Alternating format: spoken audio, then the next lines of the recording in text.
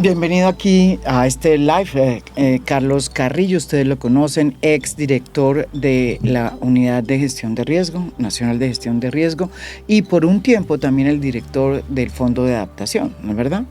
Sí, que María hoy Elena. es el meollo, está en el meollo de este escándalo que ha destapado Angie Rodríguez, quien hasta hace poco era la directora del DAPRE. Como bien saben, Angie Rodríguez, una mujer de 30 años, creo que era. Como 33. 33 años. La edad de Cristo. La edad de Cristo, llegó al DAPRE luego de que fuera ocupado pues por Laura Sarabia. Acordémonos lo que pasó con Laura Sarabia en el DAPRE. Bueno, llega al DAPRE después, hace un tiempo, llega Angie, Angie Rodríguez, teníamos entendido que venía pues de trabajar con Guillermo Alfonso Jaramillo, quien es el ministro de Salud, pero parece que tiene un recorrido aún, ¿no es verdad?, Para su corta edad. más amplio, que no solamente la circunscribía al trabajo con personas que tenían que ver con el pacto histórico, como lo vamos a ver en este podcast. Pero para hacer la historia corta de un episodio que todavía no sé a dónde va a llegar, lo que hizo Angie Rodríguez es que después de que salió ella del DAPRE, es decir, con problemas complicados con el presidente Gustavo Petro, fue nombrada directora del Fondo de Adaptación, que es un fondo que se creó precisamente para cuidar el dinero que tenía el Estado para para enfrentar los posibles desastres que tenía o que tiene que enfrentar un país como Colombia, desastres naturales. Ese fondo es un fondo que tiene mucha plata. En el Ministerio de Hacienda. Que pertenece adscrito al Ministerio de Hacienda. Ella acaba de salir ante los medios de comunicación, ha hecho muchas entrevistas denunciando que ella se opone rotundamente a la decisión que tomó repentinamente el presidente Gustavo Petro en su último Consejo de Ministros de trasladar cerca de $1 billón que hay en el Fondo de Adaptación para la Unidad de Gestión de Riesgo, que tiene un nuevo gerente, que fue el primero que ocupó esa silla en el gobierno de Gustavo Petro. Que el presidente Petro además lo echó en los peores términos, ¿no? Lo echó en los peores términos, y entonces ahí comenzó Troya. Con razón no le falta a Angie Rodríguez decir que ella se opuso, y las razones por las cuales se expone que se opuso es que pues faltando 5, 6, 7 días para que llegue el nuevo gobierno, pues le parece que no es conducente que se traslade del Fondo de Adaptación que ella lidera $1 billón para que obviamente se maneje eso durante 3 o 4 o 5 o 6 días por parte del gobierno saliente. Ella dice que para que eso suceda, pues debe haber una política de previsión de quiénes son los contratistas y una serie de cosas que no se pueden cumplir en 5 días. Y ahí está el escándalo. ¿A dónde ha llegado el escándalo? Bueno, ha llegado a mucho más que simplemente la denuncia de este traslado de dineros, y ella ha decidido ir con su abogado Wilson Ruiz a denunciar al presidente Gustavo Petro. Eso lo acaba de hacer por, óiganme bien, por violencia de género, por acoso laboral y presiones para trasladar recursos públicos. Eso es lo que acaba de hacer con su abogado, y la denuncia es ante la Comisión de Acusaciones de la Cámara, que es donde se denuncia a los presidentes. Pero antes de eso pasó por muchísimos medios de comunicación. Y miren lo que dijo. Yo escogí solamente una parte, que es una entrevista que hace con Néstor Morales. Ahí ella cuenta no solamente que hay una preocupación por parte de la directora del DAPRE, que era ella, del traslado de fondos, sino que también de abuso de poder, porque había una red de mujeres alrededor del presidente que aparentemente estaban usufructuando el poder para beneficio propio. Solamente pone un nombre, que es Juliana Guerrero. De las otras no habla. Eso quiere decir, voy a intentar traducir lo que usted está diciendo, eso quiere decir que el presidente tenía una relación personal con la señorita Juliana Guerrero. Había una relación que no era normal. La influencia que ella tenía en el gobierno. Que también por eso empiezan mis problemas, porque era recibir la presión de ella todo el tiempo diciéndome, es que usted tiene, además ella es una persona donde la ve que sabía dónde era el poder en las entidades, dónde es el poder en las entidades, no necesariamente en el jefe de la entidad, sí, el representante legal, sino en los secretarios generales que normalmente son los ordenadores del gasto. Entonces ella llegaba ya con esa lista de hojas de, es que yo ya hablé con el presidente, mire, nómbreme secretario general de Minambiente, nómbreme no sé qué, o sea, una locura. Entonces yo le dije, no, perdóname, yo no te voy a nombrar esas personas. Y entonces, obviamente, ese poder del que ella hacía gala, doctora Angie, ¿era producto de la relación personal que tenía con el presidente? Era un vínculo que no es normal, que no era un vínculo necesariamente laboral, ¿me hago entender? No era. Usted me está describiendo una relación sentimental. Yo quiero ser claro para no dejar lugar a ninguna duda, para ser absolutamente claro. Lo que pasa es que eso es una red. Lo que pasa es que eso es una red. ¿Me hago entender? Es una red de mujeres que creían que eran las que mandaban. No es solamente ella, son más. Pero ¿cómo? Y obviamente, ¿qué pasó? ¿Qué quiere decir que es una red? Una red es una, como su nombre lo indica, una conexión, un vínculo entre muchas mujeres, muchas. Y ellas ejercían presión todo el tiempo. Bueno, yo no sé usted, pero esa red, uno le suena que no es una red solamente para conseguir contratos, sino que ella insinúa que es algo más. Suena muy mal, sí. Una red de prostitución, pregunto yo, una red de algo más que solamente contratos, ¿no? ¿Verdad? Porque esos contratos ya han sido denunciados y pues la evidencia de que una de las niñas que aupó el presidente Gustavo Petro fue Juliana Guerrero. Pero esta declaración que hace Angie Rodríguez va un poco más allá y plantea que hay una red de mujeres que están ahí no solamente para recibir contratos o ser aupadas por el presidente.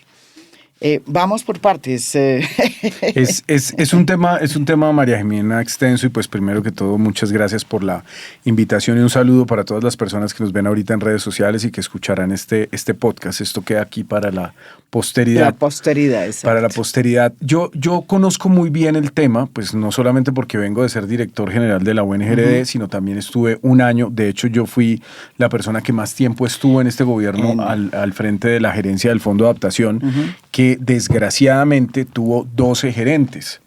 Entonces, la razón por la que hoy estamos en estas y ese billón de pesos no se pudo ejecutar, pues en muy buena medida tiene que ver con el hecho de que, y yo, pues usted sabe que yo soy crítico de lo que tengo que ser crítico, pero trato de ser justo, pero en este caso hay una responsabilidad del presidente Gustavo Petro por no haber nombrado en propiedad desde el principio, desde el día 1, a una persona que se encargara del Fondo de Adaptación que tenía. El Fondo de Adaptación lo creó Juan Manuel Santos de manera temporal para gestionar el fenómeno de la niña 2010-2011. Y se fue postergando en el tiempo, pero el Fondo de Adaptación era una entidad, María Jimena, que habría sido muy, pero muy útil para el presidente. ¿Por qué? Porque es una entidad ejecutora. Juan Manuel Santos crea este fondo para poder ejecutar y ejecuta alrededor de 8 billones de pesos con pocos escándalos de corrupción, relativamente bien. Ahí se hizo Gramalote, se hizo el megaproyecto Jarillón de Cali, el megaproyecto del Río Fonce, se construyeron, por ejemplo, el renacimiento de Monpós se hace gracias al Fondo de Adaptación. Hay unas obras muy importantes de infraestructura, puentes, vías, vivienda, en fin. Habría sido muy valioso para el proyecto de nuestro gobierno, del gobierno del cambio, haber tenido esa entidad ejecutora ejecutando proyectos al ritmo que lo puede hacer, porque es una entidad muy técnica. El presidente la descuidó, el presidente un poco se empeñó en una discusión que a mí me parece, pues una discusión en últimas baladí sobre el salario de los funcionarios. porque es un fondo que compite con el sector privado en salarios. Los ministros no ganan bien. Sí, sí, sí. Es como para el nivel de responsabilidad y para los recursos que ejecutan, pues un ministro no gana mucha plata, gana mucho mejor alguien que esté en el sector privado. Entonces ese fondo Juan Manuel Santos lo crea para competir con el sector privado. Y el presidente se empeña en que ahí no se puede nombrar a nadie, que porque hay que bajar los sueldos. Sí. Y eso empieza a pasar el tiempo, y la entidad queda desaprovechada y es una entidad que tiene una misionalidad muy valiosa y termina poniendo a Angie ahí como castigo. Es que la embajada de Londres ya estaba ocupada, ¿no? Entonces, cuando saca a Angie del DAPRE, la saca del manda para DAPRE, el fondo de ¿por qué? adaptación. ¿Por qué la saca Angie del DAPRE? Pues yo creo que porque ya estaba realmente muy cansado de ella. Esa relación no era buena, era evidente que no era buena. Y yo sí siento que ahí hay una diferencia. Un poco Angie es la Laura 2.0. Cuando entra Angie hay como una esperanza ahí de todo el mundo. Acuérdese que esto sucede después de ese horrible Consejo de Ministros, ¿no? De la Junta Directiva de Comoda que fue tan dolorosa para la izquierda dentro del gobierno, porque pues básicamente lo que hace el presidente en ese Consejo de Ministros es apoyar a Laura y a Benedetti y defenestrar a la izquierda. Y sale Susana y sale Bolívar y bueno, básicamente sale la izquierda. Jorge Rojas, que estuvo 6 días y que Jorge pues nos había dado mucha esperanza cuando llegó de que el DAPRE iba a ser pues distinto. Y ella llega un poco cuando todo el mundo está esperando y ella llega con el cuento de que es hija del M-19 y que viene de Guillermo Alfonso y resulta que se laurifica muy rápido y termina por ser peor el remedio que la enfermedad. Termina siendo peor Angie que la misma Laura en una dinámica distinta, pero en últimas problemática y el presidente pues se cansa y la saca. Pero después de esos meses, ella siempre dice que fueron 344 días en el DAPRE, pues yo creo que ya tenía una capacidad de extorsión pues que sigue exhibiendo hasta el día de hoy. Pero fíjese que yo hablé con ella y no fui candidata para ninguna de las entrevistas que dio. Ella dijo que a mí no me daba entrevista y vino y habló y me contó los nombres de las mujeres que ella considera forman parte de esa red y hasta dónde llega esa red. Y yo hice mis investigaciones porque como pues realmente no me dio una entrevista, entonces yo tengo que ir a chequear mis fuentes. Lo primero que me sorprendió, quiero decirle, es que yo creo que ella debería ser pues honesta en eso, es ¿por qué su abogado es Wilson Ruiz? Trabajó con él en el pasado, se conocen ¿Quién de hace es tiempo. Wilson Ruiz? Wilson Ruiz es un exministro de Duque, pues exministro de Justicia de Duque, fue candidato por Salvación Nacional, y es un poco el buen hijo vuelve a casa. La señora Angie Rodríguez vuelve a esas personas con las que tuvo una relación en el pasado. Angie Rodríguez también trabajó en la unidad de trabajo normativo de Jeffer Vega, un concejal de Cambio Radical muy antipetrista.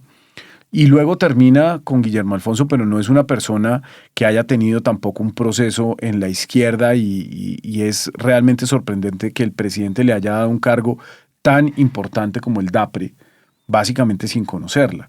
Y yo creo que aquí pues tenemos que también decir como que pues el presidente debería tener un método para escoger a estas personas a quienes les va a dar semejante nivel de confianza, porque hoy, en mi opinión, y a mí esto me parece muy desafortunado, ella está tratando de salvarse muy probablemente de unos casos de corrupción que tiene ahí. Ella en los 8 meses que ha estado al frente del Fondo de Adaptación ha sido un desastre, tiene denuncias por acoso, echó a las personas de planta, echó a las personas que ella misma llevó. Hay un incremento bastante atípico en su patrimonio, en los cambios en su forma de vida. Pues ella en una entrevista se molesta mucho cuando un periodista le pregunta que por qué está viviendo en Rosales y dice que es por el CAI. No, ella me dijo a mí, yo le pregunté y le quiero decir, no, ella dice que... Eso dice en esa entrevista. Claro, pero a mí... Y empieza a gritar y dice, mi hijo, Dios mío, me voy a tener que cambiar de barrio. Como si, pues, Rosales es bastante grande, ¿no? No, pues no es tan grande, pero yo tampoco le es para que pregunté, se tenga que cambiar de barrio. Yo le pregunté a ella y me dijo que Rosales ella podía pagar ese apartamento en Rosales por el sueldo que tenía. pero que cuando no tenga ese sueldo no lo va a poder pagar y que se va a tener que devolver Yo tengo a otra su versión. apartamento de siempre. Yo tengo otra versión. Yo también fui gerente del Fondo de Adaptación y sigo viviendo en los mismos 49 metros cuadrados. Yo tengo otra versión y es que la señora vive en un lujoso penthouse y que lo pagó en efectivo. Digamos que esa es un poco la versión que corre por ahí. Muy seguramente cuando estos políticos empiezan a tener estos cambios de vida, pues tienen testaferros.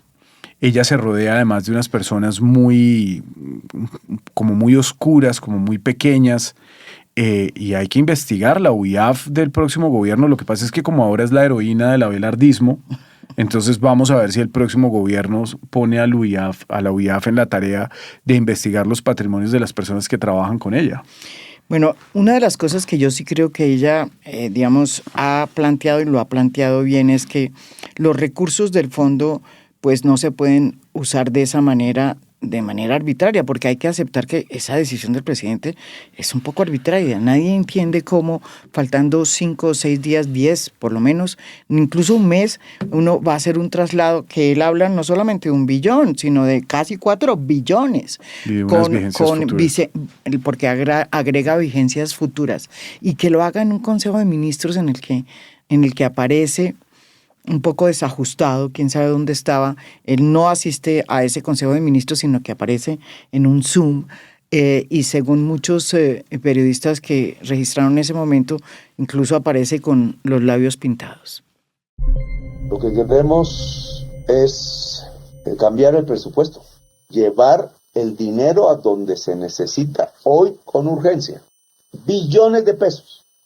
He pedido que los 4 billones de pesos que el Ministerio de Hacienda en vigencias futuras no colocó para el programa Colombia Solar, que es para mí esencial para mitigar los efectos del Niño en términos de energía eléctrica, se lleven a la UNGRD y entonces tengamos 8 billones en GESELCA, ojo con la corrupción, 8 billones para atender desde el punto de vista energético la posible caída del agua como generadora de energía eléctrica en Colombia para los meses de diciembre, febrero, marzo del año entrante. Bueno, entonces, usted que estuvo en los dos lados, Sí. usted que desató y que develó la corrupción que encontró en la UNGD, pero además que fue gerente encargado del Fondo de Adaptación.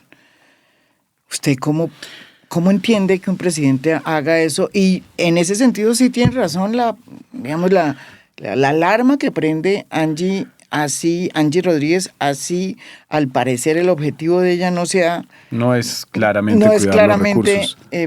Puede que sea eso, pero tiene razón cuando dice esto no está bien, yo voy a proteger el dinero público. Sí y no. Y quiero explicar muy rápidamente cuál es el mecanismo. El artículo 55 de la ley 1523 faculta al presidente para declarar un estado de desastre nacional. Eso es una facultad del presidente y el presidente es presidente hasta el último día. Si yo hubiera estado como director de la UNGRD, yo le habría dicho al presidente que no. Y aquí tenemos un problema muy grave y es que nadie es capaz de decirle al presidente que no. Sí. Porque no se preocupan por cuidar al presidente. Y esto yo ya lo he dicho varias veces, María Jimena, yo una vez tuve una discusión con el presidente que pues estaba muy bravo conmigo y me iba a echar. Y por el tsunami que hubo, pues que no hubo tsunami, sino que hubo un terremoto en Rusia y hubo una alerta de tsunami y él se puso muy bravo conmigo. Y yo le dije, presidente, yo soy leal en el sentido que lo protejo a usted mismo de sus propios errores.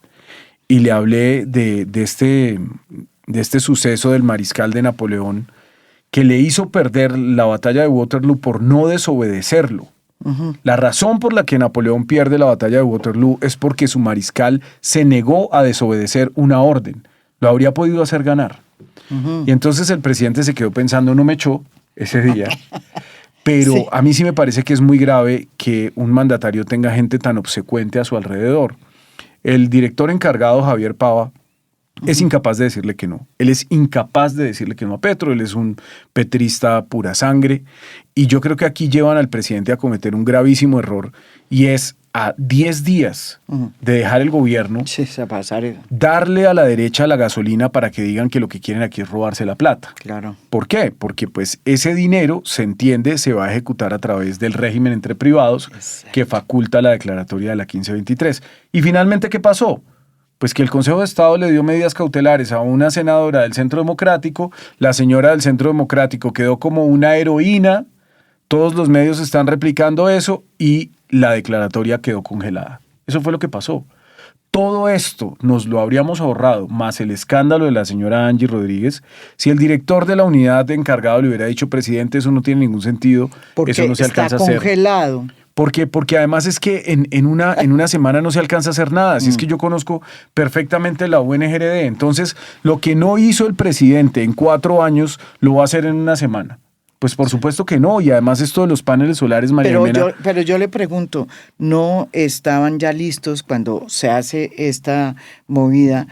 Yo pregunto, y lo hago pues porque es la única razón por la cual uno entiende que se impulse este traslado. ¿No estarían ya listos todos los contratistas ya asignados a dedo para que se evapore esa plata yo realmente y se no lo favorezca creo. a los de siempre? Yo realmente no lo creo, porque lo que pasa es que además aquí se está hablando de unos traslados de disponibilidad presupuestal. Sí. Eso no implica liquidez. Ya. Una cosa es la plata que el Estado efectivamente tiene para desembolsar unos pagos y otra la disponibilidad presupuestal. Cuando hace 2 años el presidente quería declarar un estado de desastre nacional por la sequía en Bogotá. ¿Por qué? Pues porque el presidente está obsesionado con Bogotá, él siempre habla de la Bogotá humana, le gusta pelear con Carlos Fernando Galán, y en ese momento yo le dije, no, presidente. Se puso bravo, sí, pues me habría podido echar, también me habría podido echar, pero no me echó, porque en últimas yo creo que todos estos aduladores alrededor del presidente Gustavo Petro no entienden que él sí tiene alguna capacidad de reflexión en el momento en el que uno le dice que no. Sí. Esa vez pues se puso muy bravo y todo, pero no declaramos esa emergencia por ese desastre nacional por sequía en Bogotá. Sí. Él pone unos trinos diciendo que va a sacar el ejército, que Bogotá se va a quedar sin agua en 2 meses, y eso por supuesto que no pasó. Entonces aquí hay varias cosas. Primero, sí hay un fenómeno del Niño, es un fenómeno del Niño grave, seguramente va a ser un fenómeno del Niño muy intenso, pero en este momento nosotros no podemos cuantificar cuál es el impacto de ese fenómeno en el territorio nacional, y por lo tanto tampoco podríamos sostener ante una corte o ante el Consejo de Estado o ante quien sea donde venga la demanda después, que nosotros podemos saber que son 4 billones de pesos y no 2 o 3 o 1 o 10. Entonces, declarar ese desastre nacional es un error garrafal, es un error del presidente, pero sobre todo es un error del nuevo director, que no es capaz de decirle al presidente que no, y nos hacen quedar pues como unos mediocres que simplemente hacemos las cosas pues con improvisación. Pero hay algo que me parece importante decir sobre esos paneles solares. Aquí, y esto también se va a poner muy bravo el presidente si lo escucha, yo entiendo y comparto teóricamente la posición del presidente sobre los combustibles fósiles. Yo entiendo que tiene una afectación muy grande y que estamos en una crisis climática, y yo creo en la existencia de la crisis climática. Pero hay momentos donde usted tiene que tomar decisiones prácticas. Hoy no hay otro camino que prender las termos. Sí, hay que prenderlas. Que eso va a tener un impacto en la tarifa grave para las personas, sí lo va a tener. Que la señora Natalia Gutiérrez está que no se cambia por nadie, porque el gremio del gas va a ganar como nunca. Sí, también. Pero aquí hay que subir la cota de Hidroituango, porque Hidroituango tiene una capacidad. EPM puede hacer el aprovechamiento forestal, y esto es algo que no puede ser una pelea política o una pelea ideológica, porque lo que está en juego es que el país se apague. ¿Qué va a hacer Abelardo de la Espriella el día que llegue? Va a prender las termos y va a quedar como el técnico que puso a la señora de XM de ministra de Minas, y la señora pues que tiene solvencia, que conoce el sector energético, que conoce el mercado energético. Sí, porque es el manejo de XM, que es el operador que hace. Esa señora va a hacer que los generadores ganen como nunca, ¿Se va a encarecer la energía en Colombia? Se los aseguro que se va a encarecer la energía en Colombia. Hay algo muy delicado, María Jimena. Yo últimamente, yo quisiera irme a vivir a Cartagena, pero yo sigo aquí en Bogotá aguantando frío. Sí. Entonces, Bogotá hoy tiene un problema energético muy grande. Sí. Unos desafíos en el mediano y en el corto plazo energéticos muy importantes, y son problemas que no solamente dependen de Bogotá, sino que dependen la demanda de la nación. creció. Okay. La demanda crece muy rápidamente. La electrificación del transporte en Bogotá es algo que se presenta como si fuera algo estructuralmente bueno porque son buses eléctricos. Entonces eso es una locura. Bogotá tiene más de 10.000 buses. Eso es algo que usted no va a encontrar en ninguna ciudad del tamaño de Bogotá. Se fabrican ahora unos buses. BYD fabricó exclusivamente para Bogotá unos biarticulados eléctricos. Eso no existe en ninguna parte del mundo. Pero es tal el mercado en Bogotá que BYD da para electrificar esos buses. Entonces, ¿de dónde sale la energía? Pues particularmente de las hidroeléctricas, pero la interconexión no tiene la capacidad. Bueno, hay una serie de desafíos que hacen que Bogotá tenga que pensar realmente cómo va a garantizar el abastecimiento de energía en la medida en que crece la demanda. Y la tarifa también aumenta. Y el aumento en la tarifa de la electricidad también aumenta el déficit en el Fondo de Estabilización Tarifaria del Transporte, que es una de las mayores venas rotas que tiene Bogotá. Entonces, aquí hay que tomar unas decisiones técnicas que las va a tomar el gobierno entrante y que no se podía conjurar esa crisis tan compleja comprando paneles solares, que es la orden que el presidente da en ese Consejo de Ministros. Entonces dice, pues creo yo de una manera pues bastante irresponsable, dice, compren 4 billones de pesos en paneles solares. ¿Y cómo los va a interconectar? ¿Y con qué baterías va a acumular la energía? Eso no se puede, exacto. Eso no es tan simple. Toca hacer redes de transmisión y no en todas partes y eso se pueden hacer. Claramente no lo iba a hacer en una semana. Entonces, pues ¿para qué hacer esa declaratoria y quedar pues francamente tan mal? Mire, entonces sí tenía un poco, o sí tiene asidero ese reclamo que hace Angie Rodríguez cuando dice que ella se opuso al traslado de ese billón en el fondo de adaptación. Pero eso no era tan fácil de hacer también, ¿no? Y yo creo que es importante hablar sobre qué es ese billón y en dónde está. Pero vamos a eso. Pero antes de eso, yo le quería preguntar un tema, porque cuando ella llega al fondo de adaptación, usted sale. Sí, usted era el encargado. Y cuando ella llega... Hubo una gerente en la mitad. Bueno, una gerente en la mitad, pero cuando ella, de Benedetti, ¿es verdad? ¿Cómo se llamaba? Catherine Rojas. Catherine Rojas. Bueno, pero por alguna razón aterriza ella de nuevo en el gobierno y en esta ocasión como gerente encargada del Fondo de Adaptación. Y luego se posesiona, ella misma sube su hoja de vida antes de cerrar el DAPRE, ¿no? ¿Ella misma? Sí, claro. Lo último que hace ella antes de irse del DAPRE es subir su propia hoja de vida. Bueno, en todo caso, yo le pregunté que qué había encontrado cuando ella llegó al Fondo de Adaptación. Y me contó una cosa que ya lo había dicho ella públicamente, y era que había encontrado una serie de contratos como raros, extraños, que usted había hecho con miras a desviar dineros para financiar su campaña a la alcaldía de Bogotá. No, pues eso es un delirio. Realmente esta señora en su discurso muy desilvanado, además hay que decirlo. Eso lo dijo. Lo dijo en noticias en Canal 1, lo dijo. Además, todo dentro de una atmósfera de un espía, de un agente secreto del Departamento Nacional de Inteligencia, que le dijo, que la amenazó, que bueno, una serie de cosas que realmente parecen sacadas de un cuento de Agatha Christie. Que la amenazó Agatha y que no era real, pues exacto. Agatha Christie, que escribía en el hotel, en el Pera Palace, en Estambul, allá en Pera. Entonces, ella seguramente está así escribiendo en un guión todo lo que se le viene a la cabeza, pero ¿qué pasa? El gerente del Fondo de Adaptación no era el ordenador del gasto, ella lo reasumió.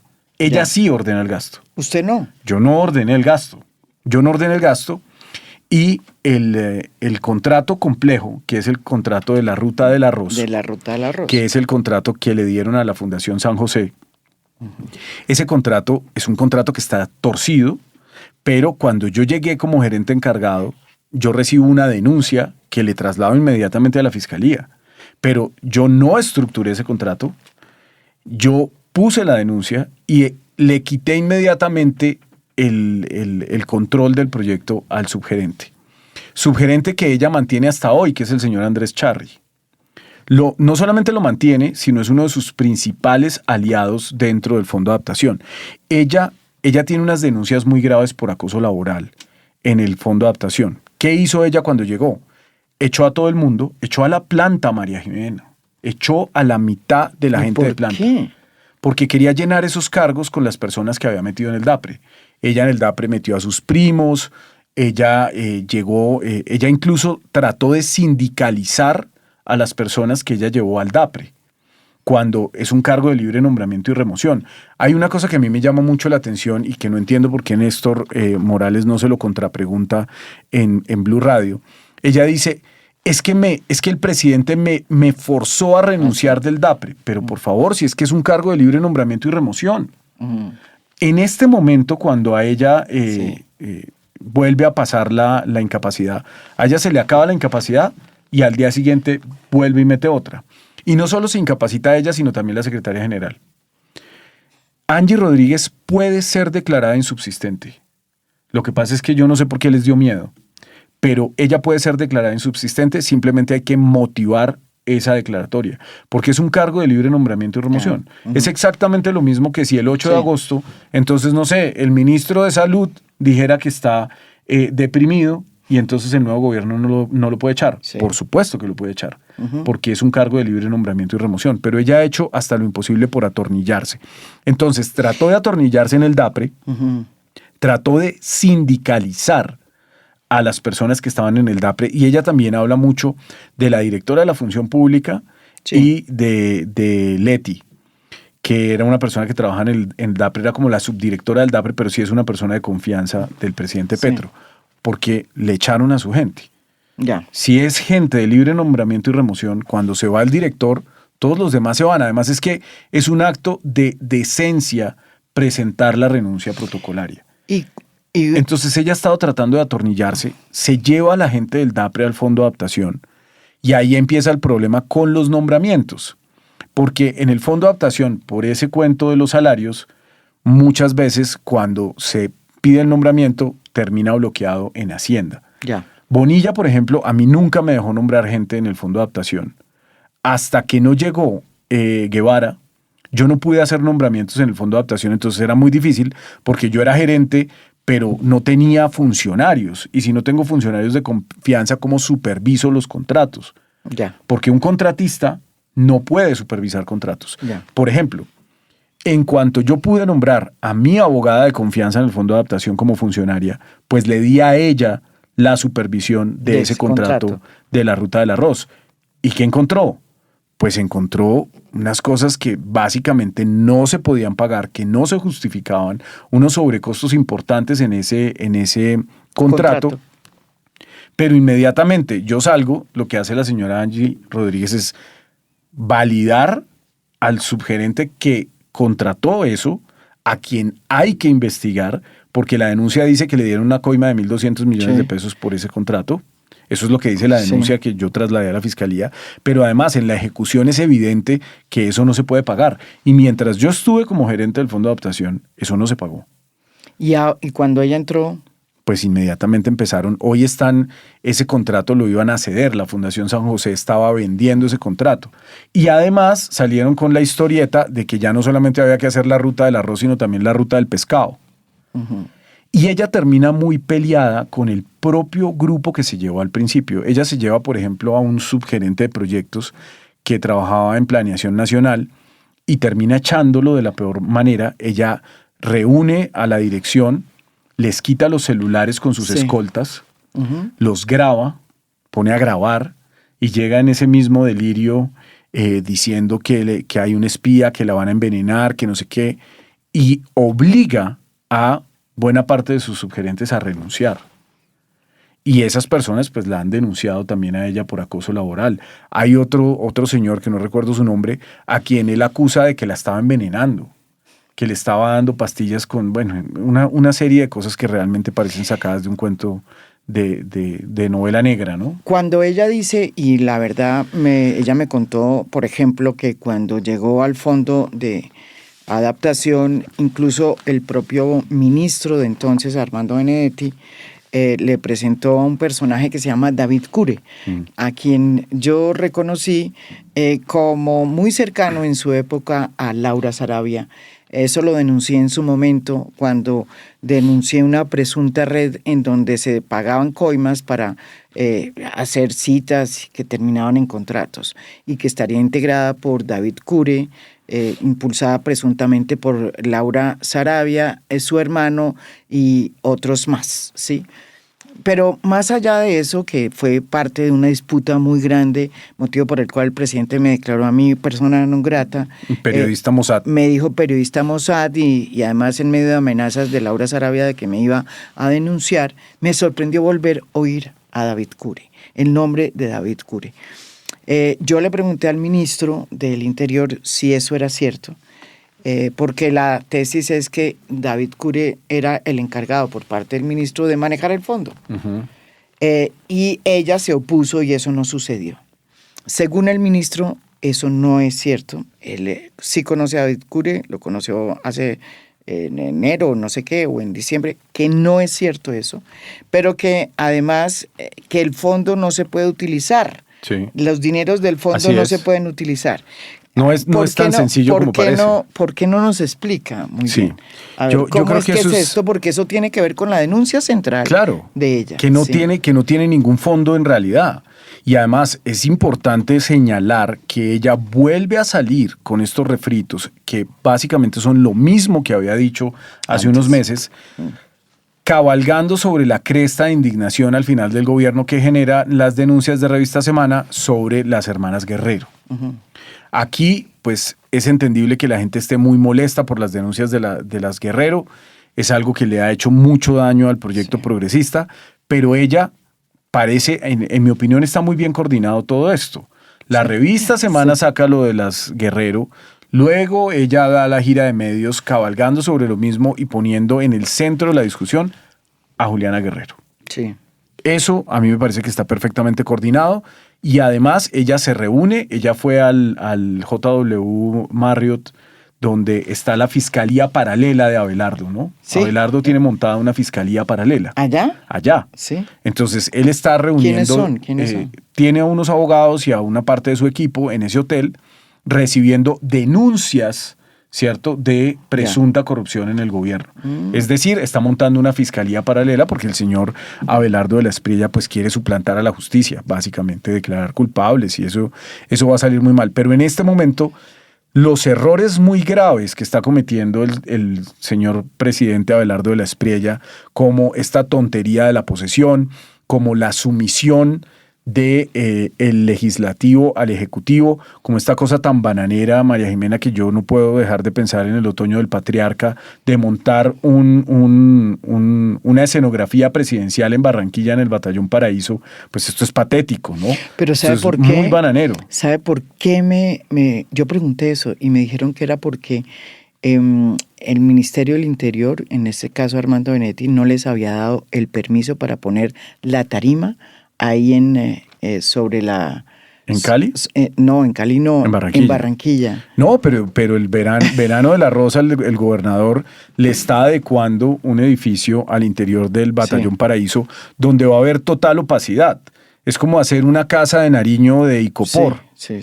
Pero dentro de un batallón militar donde pues todo va a ser a puerta cerrada, donde nadie puede entrar, donde todo es opaco. Eso es horrible, Y esto es horrible, y esto pues nos devuelve al siglo XIX, cuando Núñez gobernaba desde Cartagena, y Caro estaba en Bogotá tratando de evitar que estallara la guerra civil.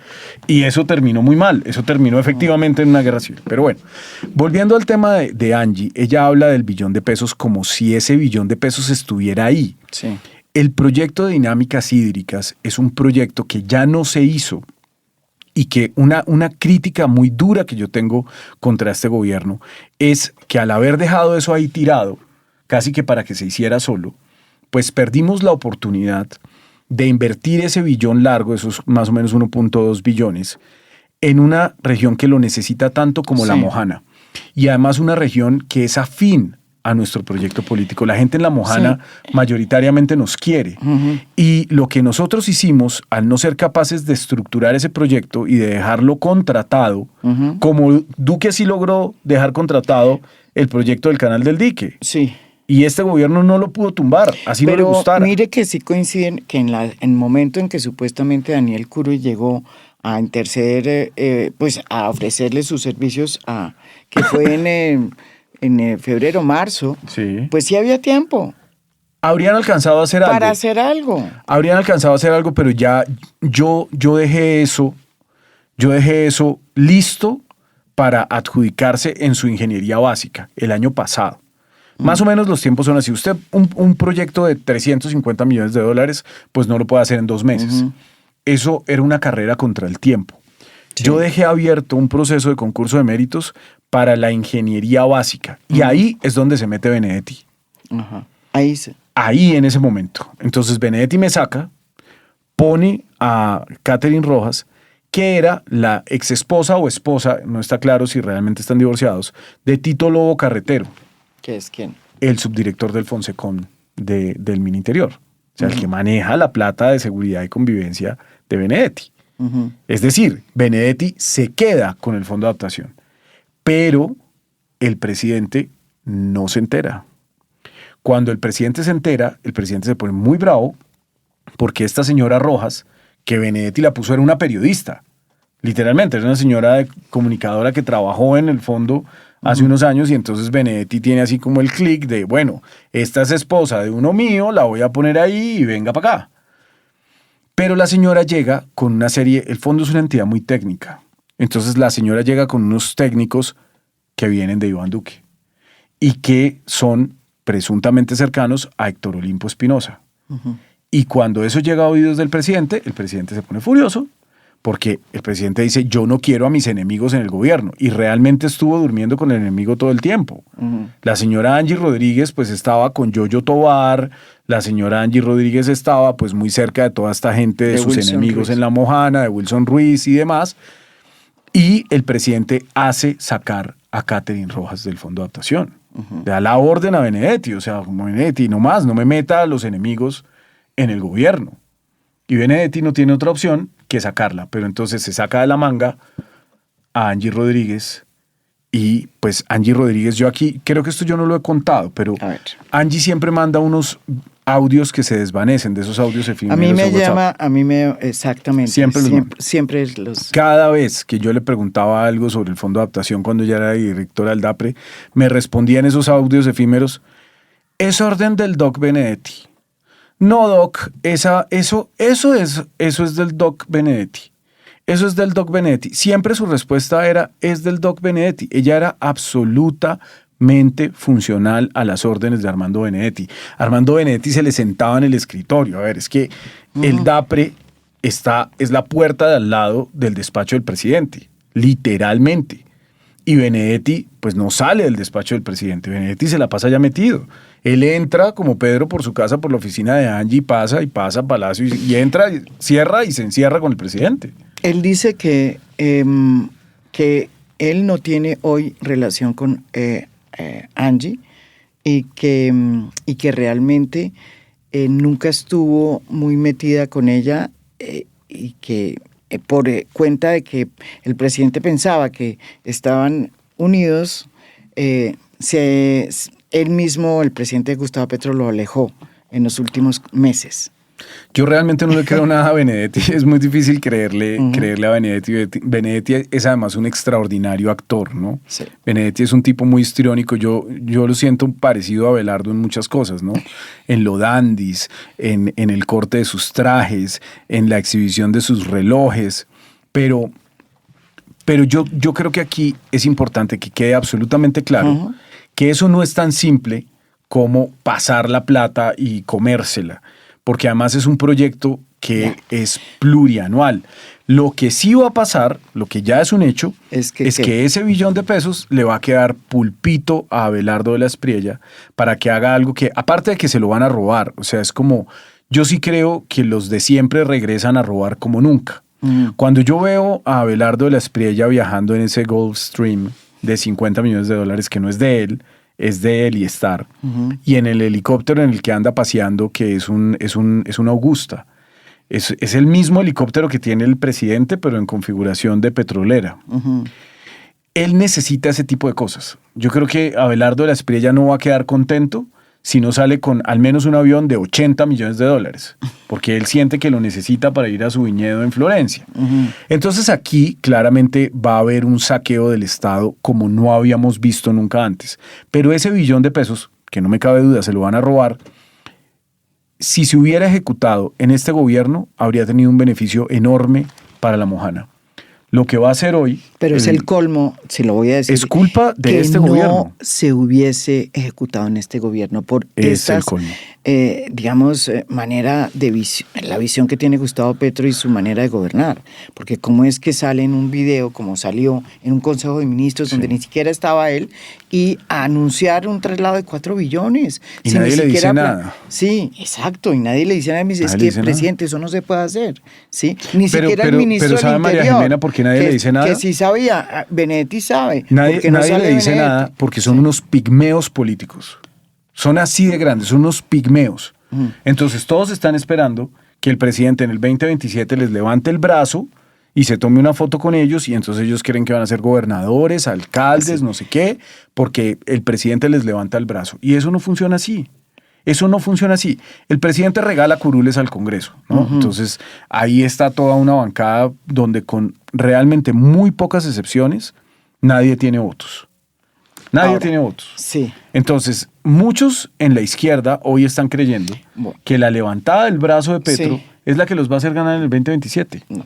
Y eso no es así. Bueno, entonces hablemos un poco de lo que además denuncia la señora Angie Rodríguez, porque ella no solamente habla de que ella está muy molesta por ese traslado que pidió el presidente Gustavo Petro, faltando 10 días, de cerca de $1 billón para la Unidad Nacional de Gestión de Riesgos, sino que habla de cómo es que hay una serie de mujeres que forman o integran una red alrededor del presidente, en la que aparentemente usufructúan el poder, su acceso al presidente para otras cosas, no solamente pues conseguir contratos, o al contrario, reciben contratos porque pues tienen una relación especial con el presidente. Yo Juliana creo que... Guerrero, el caso de Juliana Guerrero, que me parece que es un caso importante, pero ella no nombra las otras. Pero a mí, yo tengo nombres que ella incluso me planteó en la entrevista que dimos, en donde la idea era pues investigar un poco esa cosa que ella está denunciando y que no puso nombres, ¿no? Y pone otros nombres. Sí. Yo, María Jimena, creo que aquí hay algo que a mí me parece doloroso y que me parece triste, y es como la vida personal del presidente también terminó convirtiéndose en un espectáculo, en una tribuna de la prensa. No es la prensa del corazón, porque aquí ya no hay revistas de esas de chismes, o por lo menos yo no las veo, sino que pues todo el mundo opina, y hay unos que dicen que el presidente tiene problemas con esto, con lo otro, que le gustan los travestis, bueno, en fin, una cantidad de comentarios horribles. El tema es, o sea, está el presidente siendo, o sea, está el está el Estado colombiano siendo utilizado por el propio presidente para subvencionar a Vanessa Cortés, dándole contratos, llevándola a vacaciones. Por eso son unas denuncias, muy graves. Ese es el tema. A mí no me importa que tenga amantes, o que se meta. Pero muchas personas sí, y parte de la razón por la cual lo de Juliana Guerrero se hace tan vistoso y tan grande en términos comunicativos es porque Juliana Guerrero es una mujer muy atractiva y 40 años menor que él. Entonces es como, eso hay una frivolidad ahí que todo el mundo quiere hablar, y que cuesta mucho políticamente en las ciudades, en el voto urbano ilustrado. Eso tuvo un impacto, María Jimena, indudablemente en las elecciones. Sin Juliana Guerrero probablemente habríamos ganado. Sí. Cuando usted ve en Bogotá, por ejemplo, cómo perdimos votación en comparación con el 2022, es un gráfico de con Juliana, sin Juliana. Pero también es porque tiene razón, cómo es que indudablemente elevan a es una algo que tiene niña que que no investigarse. tiene ni siquiera cartón y le fabrican el cartón. Y la justicia tiene que determinar si se cometió un crimen y si lo cometió, Juliana Guerrero debe ir a la cárcel, eso está clarísimo. Aquí hay que investigarlo a fondo y pues debe haber responsables, alguien tiene que responder. Si ella rompió la ley, pues debe irse a la cárcel. Pero la falsedad ideológica es un delito que en últimas es así de grande. ¿Qué pasa con el escándalo, por ejemplo, de Reficar, donde se perdieron 4.000 millones de pesos? ¿Qué pasa con Odebrecht? Por Odebrecht nadie pagó. Pero, ¿qué pasó con el cianuro? Yo investigué todos esos ¿Qué pasó con Néstor Humberto? Néstor Humberto está tranquilo viviendo en su apartamentazo en España. Pues sí, no. Yo creo que todo hay que investigarlo, pero yo sí creo, y esto está quedando muy en evidencia, María Jiménez, ya lo veremos, cómo medios independientes como este pueden ser independientes. Revista Semana se convirtió en un pasquín que simplemente trata de tener una agenda política. La mesa de la mañana de Blue Radio, que es la mesa más oída en Colombia, está mostrándole al país su abierta militancia política. Era un rasero para Petro y es uno completamente distinto para Abelardo. Pero mire lo que pasó en el caso mío. Yo sí hablé con Angie y además creo que dice cosas que son ciertas. Pero cuando ella nombra a personas que son funcionarios públicos y ni siquiera que no lo son, pues a mí me toca como periodista ir a investigar, preguntarnos, ¿verdad? Y en muchas de las versiones que he encontrado, pues hay contradicciones, ¿sí? Y hay sobre todo ella dice muchas mentiras relatos también, que no coinciden. Pero más allá de eso, sí le vuelvo y le pregunto, el tema no es que el presidente sea un rumbero y que haga sus fiestas todas raras con las que sean. El drama es que las personas que van en esa fiesta y le arman la fiesta tengan contratos y además estén utilizando dinero del Estado para subvencionar sus vacaciones, pidiendo coimas para entregar. Eso está mal. Estoy eso fue lo que totalmente pasó en Odebrecht para poder llegar a la presidencia en muchos casos. Estoy totalmente de acuerdo. Entonces, en que si hay conductas indebidas, deben investigarse. El caso de la señora Vanessa Cortés es peor que el caso de la señora Juliana Guerrero. O sea, el señor la Vanessa Cortés, según La Silla Vacía, tiene una cantidad de contratos y se volvió millonaria. No, pues ¿sí? eso es algo muy grave y eso es algo que le interesa al periodismo. Uh-huh. Lo que, en mi opinión, no debería ser sujeto de una discusión pública es la vida personal del presidente, que además yo, María Jimena, y aquí yo le aseguro, ahorita miramos los comentarios y entonces van a decir que es que Carrillo es como Alejandro Gaviria, que salió a hablar mal del presidente, no sé qué. No, cuando estaba en el gobierno también critiqué cosas del presidente y no me echó. Entonces, que yo no sea un obsecuente y un lambón con el presidente no implica que yo no quiera al presidente. Sí. Yo le tengo una enorme gratitud y yo lo voy a tener siempre en el santoral de la izquierda. Lo que pasa es que, ¿qué vamos a hacer ahorita que él sale del gobierno, que va a tener que lidiar con todos estos escándalos, con una persecución? A mí realmente me preocupa que Abelardo de la Espriella, en su absoluta subordinación a los Estados Unidos, porque nosotros no tenemos presidente, nosotros tenemos un virrey, termine extraditando, por ejemplo, a Gustavo Petro, o yo creo que no va a garantizar su seguridad. ¿Qué tal ese nuevo director de la UNP? Pues que dice que el señor dijo, perdónenme la procacidad, pero dijo que quería que La Silla Vacía fuera impresa para poderse limpiar el culo con ella. Y ahora... Como dijo en su momento Rodolfo Hernández, claro, con la ley. Pero ahora entonces dice que no, que eso era un personaje. Pues a mí sí me parece muy complicado que la dijo seguridad... eso no sé. Sí, él dijo ahora que no, que él era un personaje, que eso era un personaje, que eso era comedia. Sí. Pero yo creo que es muy grave. Esa parte no la oí yo. Es muy grave que no haya garantía sobre quién nos va a proteger a las personas que estamos amenazadas. Bueno, no hay garantías de seguridad para el presidente de la República. Y a mí me preocupa el futuro del presidente ya en el plano de lo personal, porque yo he llegado a cogerle cariño, María Jimena. Yo no soy un petrista así pura sangre y a mí los petristas no me quieren, pero yo al presidente le tengo afecto, porque es una persona que ha entregado su vida para que la izquierda pueda ser. Yo siempre pienso en el poema de Borges y yo, ¿no? De camino por Buenos Aires y me demoro. Yo siento que a Petro le pasó eso. Petro, Gustavo Francisco, ve a Petro, así como Borges veía al otro Borges en una terna de profesores. Se desdobla, sí, yo creo que Gustavo Francisco, si algo queda de Gustavo Francisco, ve a Petro en la televisión, ve a Petro en Twitter y ve a un personaje con la espada de Bolívar en la mano que básicamente terminó entregando su ser. Yo siento que Gustavo Francisco ya no existe. Solamente existe el personaje con la espada de Bolívar en la mano. Una de las cosas que yo creo que también queda a manera de reflexión sobre el caso de Angie Rodríguez es que uno se pregunta primero por qué Angie Rodríguez, si conocía todo esto que me contó desde tanto tiempo antes, ¿por qué se queda? O sea, ¿por qué no denuncia antes? ¿Y por qué para denunciar prácticamente se le habla al presidente electo y no le reclama a Petro?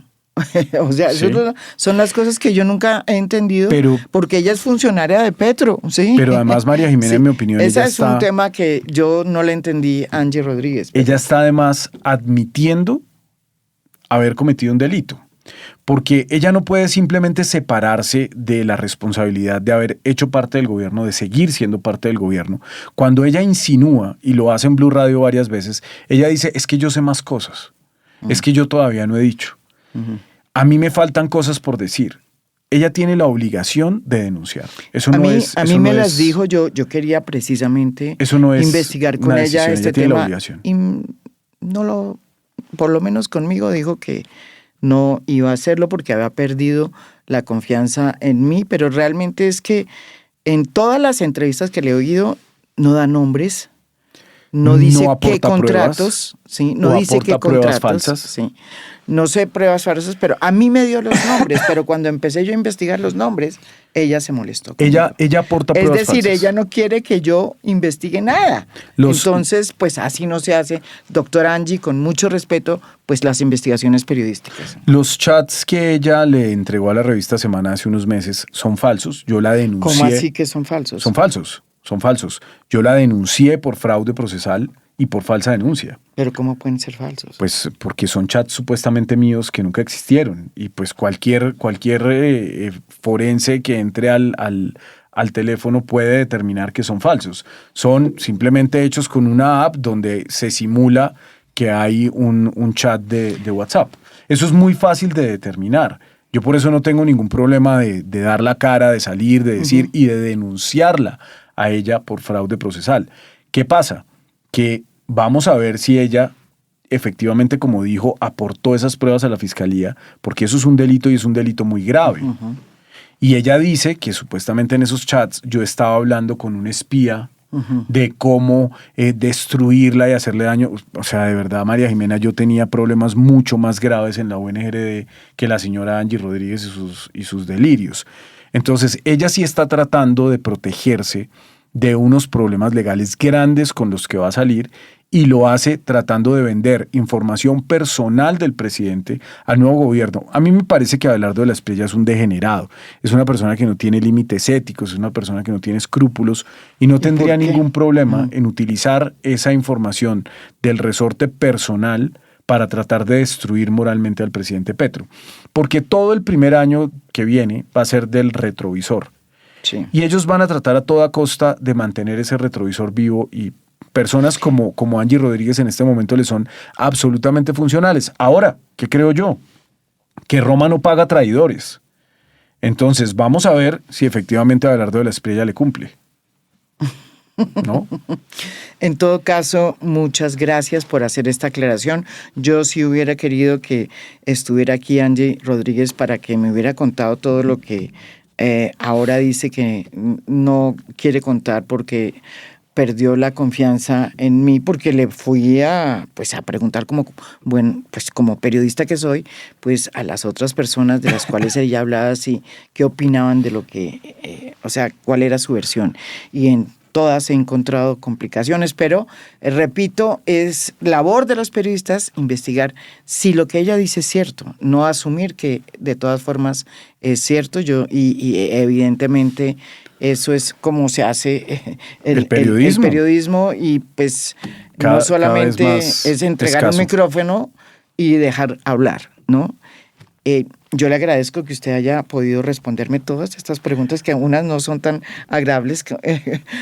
No son tan claras. Hay algo de de verdad en lo que ella dice, por ejemplo, cuando habla de lo equivocado que es la declaratoria de desastre. Claro, es equivocado, pero Sí, muchas y cuando otras cosas pelea, son falsas. Y cuando dice que ella es una funcionaria que está peleando Contra la corrupción, por favor. O sea, no, eso sí que ella es dice que que está peleando por el dinero de la Mojana. de la Sí, Mojana. eso Yo es le ridículo. creo a ella, ¿sabe? Cuando ella dice eso. Yo creo que Sí.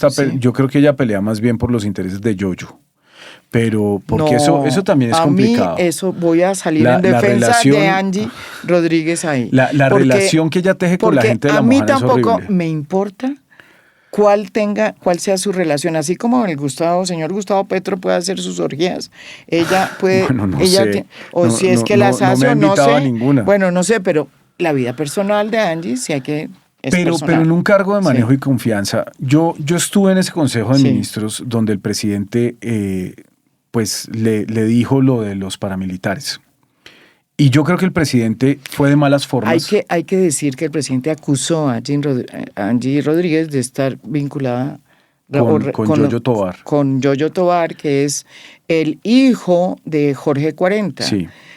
Yo le pregunté a Angie Rodríguez eso y me dijo que eso no era cierto y que era un amigo muy especial. Muy pero que no especial. más. En otra entrevista ella también deja un poco en el aire que sí tiene una relación sentimental con Yoyo Tovar, pero eso no importa. Yo estoy de acuerdo en que la vida personal de Angie Rodríguez es irrelevante, pero ella era la directora del DAPRE.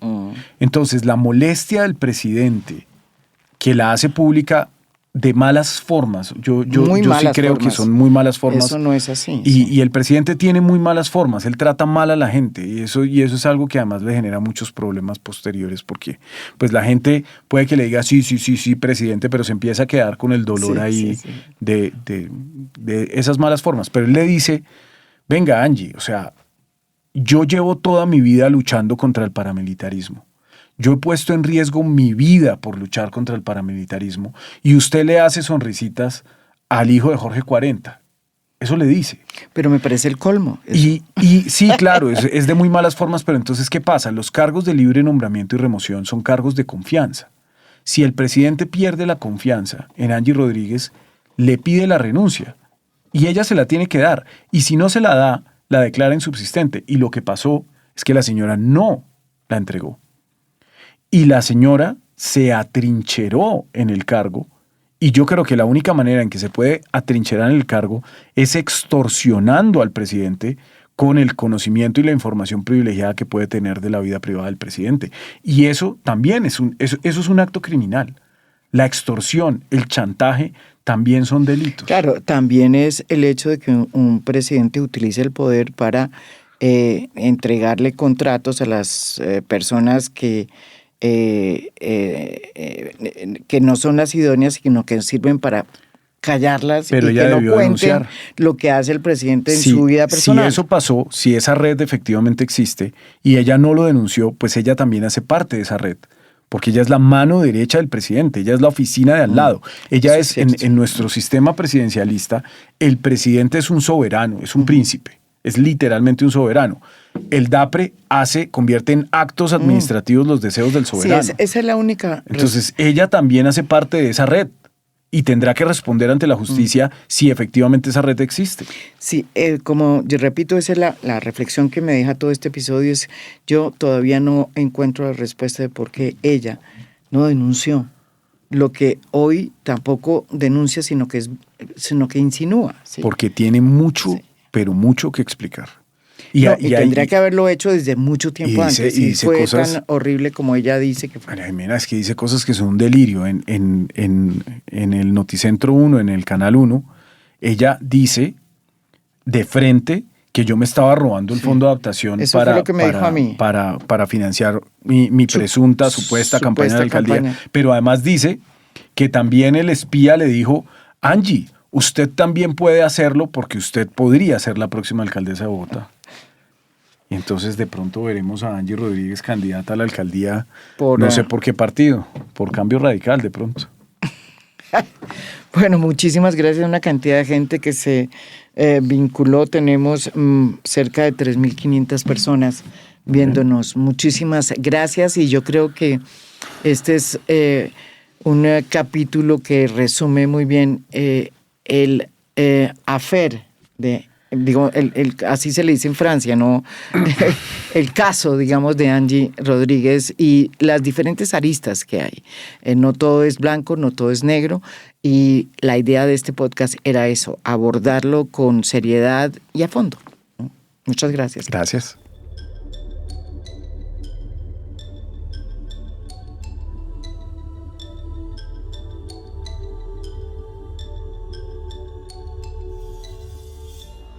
A Fondo es un podcast producido por Mafialand. Producción general, Beatriz Acevedo.